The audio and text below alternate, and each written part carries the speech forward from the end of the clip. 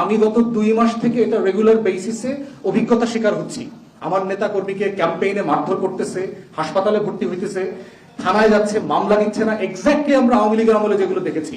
প্রশাসন ধরে নিয়েছে যে এটাই হচ্ছে রুলস অফ দ্য গেম। একটা রাষ্ট্র তো এইভাবে হতে পারে না। এবং আপনারা যদি আপনাদের এই অভদ্র একাংশ, খুবই ছোট অল্প কটা মানুষকে নিয়ন্ত্রণ করতে না পারেন, তাহলে কিন্তু আগামী নির্বাচনে আপনারা চ্যালেঞ্জের মুখোমুখি পড়বেন। এবং বিএনপির একাংশের আচরণ ঠিক একই রকম ভাবে নব্য আওয়ামী ফাঁসিবাদের মতো মনে হচ্ছে। এই গত বছরের লড়াইটা কিন্তু এই লড়াইটা এই জন্য ছিল যে আমরা রাষ্ট্রকে রাষ্ট্র বানাতে চাই। আমরা দেশের মানুষের ন্যূনতম সাংবিধানিক অধিকার নিয়ে বাঁচতে চাই। সবাই লেভেল প্লেইং ফিল্ডে কাজ করবে। আপনি যদি বোধ করেন যে না আপনি অন্য 10টা কাজ করবেন, আপনি করেন না।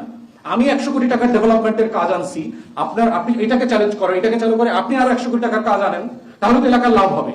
আমি 50টা টিউবওয়েল আনছি আমার এলাকার জন্য, আপনি 50টা টিউবওয়েল আনেন। আমি প্রায় 100 মতো রাস্তা পাকা করার জন্য তদবির করে পাশ করিয়েছি, আপনিও করেন। আমিও 60-70টা কাঁচা রাস্তায় ইট বসানো, সলিং বসানোর জন্য চেষ্টা করছি, আপনিও করেন। আমি প্রায় 150 মতো মসজিদ, মাদ্রাসা, মন্দির, শ্মশান ঘাটের জন্য তহবিল এনেছি, আপনারাও করেন।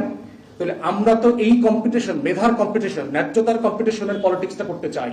যে কম্পিটিশনে গেলে সবাই বেনিফিটেড হবে, এলাকা বেনিফিটেড হবে, পুরো জেলা বিভাগ বেনিফিটেড হবে।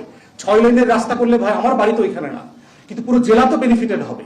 এবং আমরা এখন মিরগঞ্জ সেতুকে নিয়ে ইতিমধ্যে তদবির করছি, সেতুর 2 পার পাকা করে দিয়ে পর্যটন কেন্দ্র করা যায় কিনা। এটা নিয়ে ইতিমধ্যে আমরা মাননীয় উপদেষ্টাদের সাথে কথা বলছি, ইঞ্জিনিয়ারদের সাথে কথা বলছি। তাহলে দেখবেন একই বাজেটে সামান্য 10-20-50 কোটি টাকা হেরফের করলে আপনি এখানে বিশাল পর্যটন কেন্দ্র করতে পারবেন নদীকে ঘিরে। সারা দুনিয়াতে এটা আছে, যারা বাইরে গেছেন, ইউরোপ, আমেরিকাতে, ইভেন চায়নাতে গেছেন, আপনারা দেখবেন নদীকে কেন্দ্র করে হাঁটার জায়গা, দৌড়ানোর জায়গা, বসার জায়গা, পরিবার নিয়ে পার্কে গিয়ে একটু সময় কাটানোর জায়গা, এবং এটাকে কেন্দ্র করে হাজার হাজার মানুষের জব তৈরি হওয়ার সুযোগ আছে। সেটা নিয়ে আমরা কাজ করছি।